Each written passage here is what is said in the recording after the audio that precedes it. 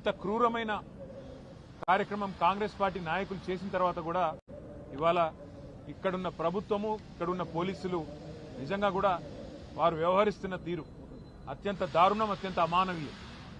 నేను పోలీసు వాళ్ళకు గుర్తు చేస్తా ఉన్నా, ముఖ్యంగా డీజీపీ గారికి, అదేవిధంగా సీనియర్ అధికారులుగా ఉండే ఐపీఎస్ అధికారులకు నేను గుర్తు చేస్తా ఉన్నా. అట్లాగే పోలీసు అధికారులు కింది స్థాయిలో ఉండేవాళ్ళు వాళ్ళకు కూడా నేను గుర్తు చేస్తా ఉన్నా. మీకు జీతం ఇస్తున్నది, మీకు జీతాలు ఇస్తున్నది ప్రజల సొమ్ముతో తప్ప కాంగ్రెస్ పార్టీ సొమ్మో రేవంత్ రెడ్డి ఇంట్లో సొత్తో మీకు జీతం ఇవ్వట్లేదు. ప్రజలు ఇచ్చే పైసలతోనే మీకు జీతాలు ఇస్తున్నది ప్రభుత్వం. కానీ ఈరోజు అదే ప్రజల ప్రాణాలు పోతుంటే, అదే ప్రజల ప్రాణాలు తీసే ప్రయత్నం కొంతమంది గూండాలు రౌడీలు చేస్తుంటే మీరు ఈ రకంగా చేష్టలుడిగి చేతగాని వాళ్ళలాగా చూస్తూ ఉంటే ఇది పద్ధతి కాదు.